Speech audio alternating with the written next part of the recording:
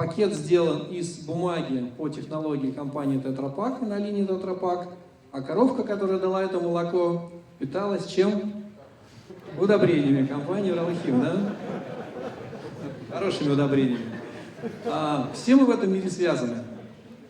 Я хочу пригласить на сцену следующего выступающего, лидера команды глобальной трансформации процессов Procure to Order в компании Tetra Pak, Pia Kupka Persson.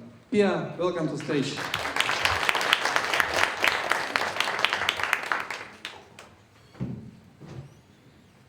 Thank you. Hello, everyone. So my name is Pia Kupka Persson. I am a project manager working for Tetra Pak with 12 years of experience in e-procurement. We started off with SRM and then we continued with Ariba Purchase to Order, or Ariba Buyer as the product is called. So what I'm going to talk about here today, little bit short about Tetra Pak as a company, and then our journey from SRM to P2O, our achievements so far, the change management and compliance, because this is not about systems. This is about people, it is about change. If you don't do that, then you don't do it, because then you won't get the benefits. Measurements and some key points to take home. So my objective here is what I would have liked to hear when we were in the beginning of our journey. I would like to have listened to someone who've done it before and get some learning. So hopefully, this is what I'm going to provide to you today.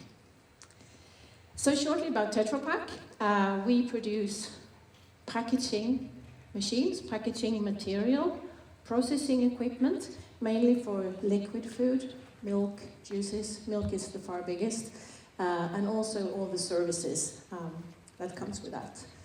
We are worldwide. We are in the majority of the countries. And the project was a global project, so I've done the implementation everywhere, basically, in the Tetra Pak global world. Our journey started basically with SRM. So when I joined this position in 2007, my first project was to implement SRM with catalogs and also connect it to our backend system. We have one instance of SAP ECC globally, and the SRM solution was connected to that. So when a purchase order was created in SRM, it was automatically transferred to the backend, to the ECC system. We didn't like the catalog function in SRM, so we had a third-party catalog engine connected. It was a competitor to Ariba. It was Perfect Commerce. Now they are called Proactis. So we started in 2007 with the project. 2008, we went live with the pilot in Modena, Italy. And then we continued to implement in Sweden, in the mid-Europe, in German and Benelux countries. And this was an on-premise solution. So it was quite costly from an IT perspective because we needed to do all the IT development for the on-premise solution. So we decided to stop the rollout after doing it in mid-Europe and Sweden. And then we have the ECC 6.0 coming. Then we could connect catalogs to ECC. So when you created the requisition in ECC, you could connect to the catalogs and get the benefits of that, having the fixed price and the fixed supplier. So then we rolled that out globally. And then in 2014, Tetra Pak started to talk about Ariba. And to be honest, I was very reluctant. No, we have a good solution. Why should we go with this Ariba? I don't believe in it. But I was convinced. I was brought into the core team. And then we started in 2015 with the design workshops. So we were representatives from the business out in the world. We had IT architects, we had central business process people in a conference room for like 4 weeks to work on a global design of the solution. And we did it together, and I think this is also key when you implement. It's not an IT project, it's not a finance project, it's not only a business project, so you need to work together. Also, we decided to go with as much standard as possible. So it was a cloud-based solution, one solution globally, and we decided not to do any customizations unless it was really necessary. Some of the functionality that we have in ECC was not, some of the fields, I should say, were not available in Ariba, so we need to do some customization. And then when we rolled out into the business, we were very clear up front that there will be a change. This is how you do today, this is how the future will look. And then you need to drive the change along the way. So we started with a pilot as 2 companies in Lund, and then we went with all the companies in Lund, Sweden, where I work, and that was about 3,000 employees, and everyone had access to create requisitions. So we wanted to use this as a self-service, because when you have the catalogs, it's pretty easy for the person creating the requisition. Then we went to Modena, Italy. The reason why we went there after Sweden, because we had the SRM solution there, and we had it in Sweden. So the change for both Modena and Lund was not as big, because we went from SRM to P2O. Then we went with, I think it was, I'm looking at my colleague from Tetra Pak here, I think it was the European cluster after that, right? Yes. So all the countries in Europe, and including also Russia. And after that we did Greater China. Then we went to Americas, South and Mid and North America. And then we did the APAC. So in 2 years we rolled out globally. And I was along in the journey all the time. So this is now the coverage, where we are in the world. It's very interesting when you look at how good different countries are in utilizing the system when it comes to catalog, so we get the automation. So would you expect China to be one of the top 4 countries? No. They are. I would say it's China, Brazil, Sweden, and Italy are in the top. And also when it comes to volume of indirect PO items. And I mean, they are quite different countries, but there is one common denominator, and that is they all have key persons in the business who really drive, they follow up, they talk to the strategic buyers, they talk to the operational purchasers, so they drive this continuously and follow up. China was, when I checked for August, from January to August this year, China had 52% on catalog, so that's pretty good. So this is overall what we have achieved from when we started with a pilot in October 2016 until end of September this year. 117 company codes live in 16 company codes to go, so we are doing those now. They will go live in mid-November. We are currently testing. And then we are live with Ariba P2O or Ariba Buyer everywhere, globally. We have about 13,000 users in the system, 74 countries. During this period, in total, 238,000 PO items created. We have 166 supplier catalogs, probably some more because they keep on coming. More than 23 million SKUs, so items, including both static catalogs and punch-out catalogs. And when we look globally for all this period, 48% of the PO items are touchless. And with touchless, I mean either it's a catalog item, so we have a fixed price and we have a fixed supplier, All you need is the cost approval, and then the purchase order is automatically generated, automatically sent to the supplier. We also use something is called partial items in Ariba. So we have semi-catalog items, which means that we specify the supplier and we specify the commodity, and then we delegate to the business user to ask the supplier for a price. And we have a threshold. So if you are below the threshold, supplier management doesn't need to be involved because it doesn't make sense to negotiate when you have small value. But if it's higher value, of course, we want a professional supplier management person involved. So this is the history from where we started. Easy Buy was the name of our SRM solution.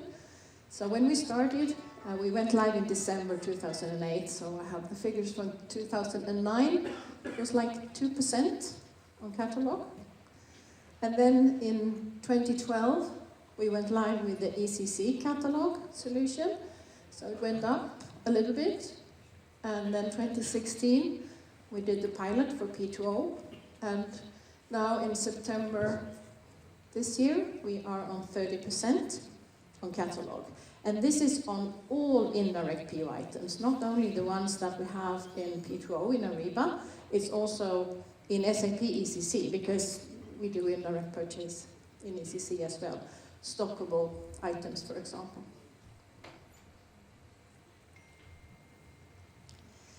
So I talked about the change management.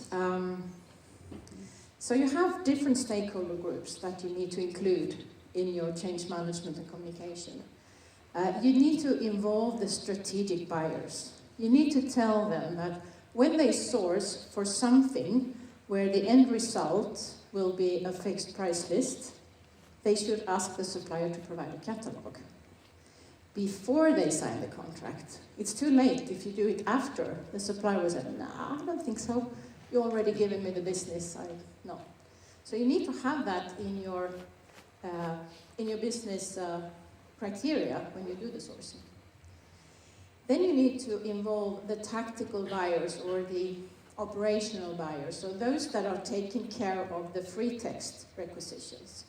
So when they get a requisition with free text, not using the catalogs, they should make sure that if there is a catalog available for what the user wants to buy, they should reject the requisition and refer to the catalog. And especially that is important once you go live and during the first 3 months, because it's more difficult to come back and change later than you already established the sort of wrong behavior. And then you need to talk to the end users, the stakeholders, and explain that you need to look at the total cost of a purchase, not only the item price. I've heard some users say, well, you know, the item in the catalog, it's much more expensive than the one I can find down the corner, so I create a free text for that one. But then you need to manage that, you need to do a lot of manual work instead of taking it from the catalog from the already sourced supplier. And then you need to follow up on the compliance.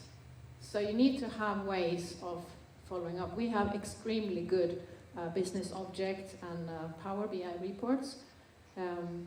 So to follow up that people use the catalogs when there are catalogs in place, and also to analyze the PO items that you have, to look for new opportunities.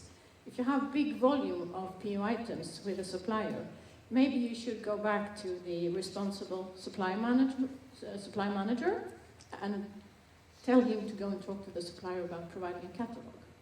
So constantly work with improving the content of the catalog that you have in your solution. So the measurements, we have KPIs measuring the percentage of e-catalog and also touchless in Ariba, because we want to drive compliance to the tool.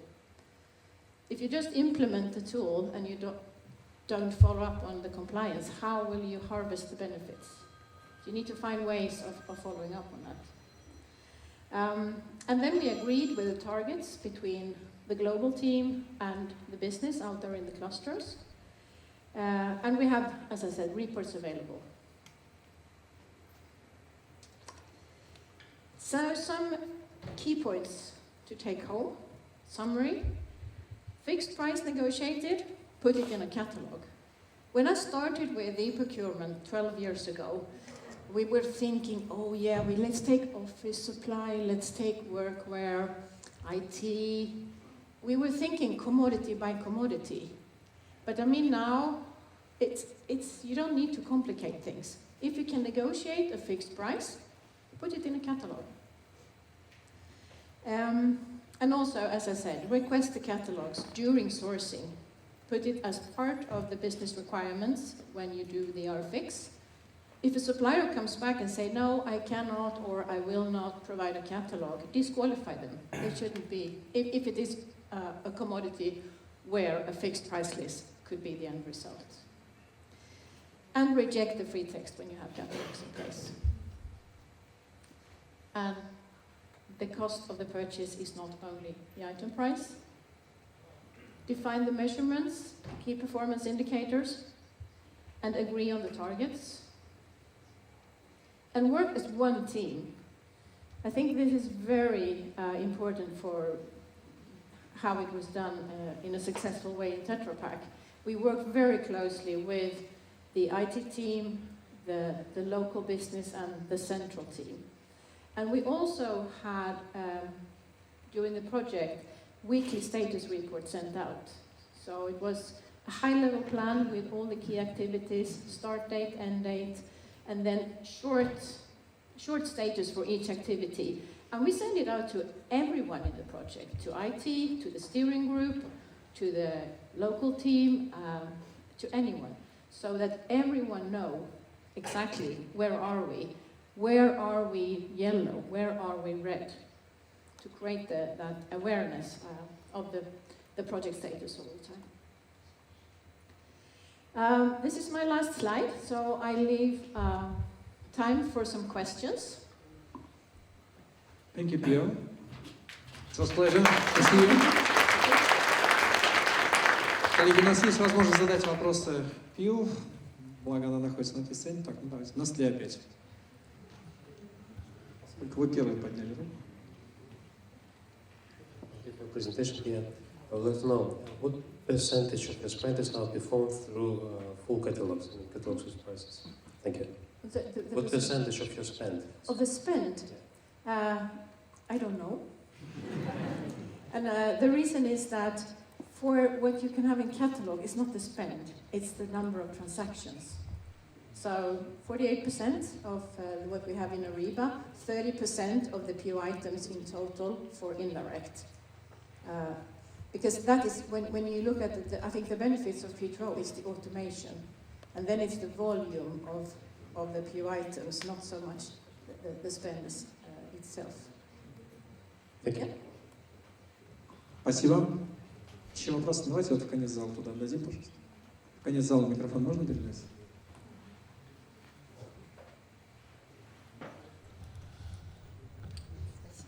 Скажите, пожалуйста, какие категории макулатур вы каталогизировали, то есть перевели на закупку по каталогам?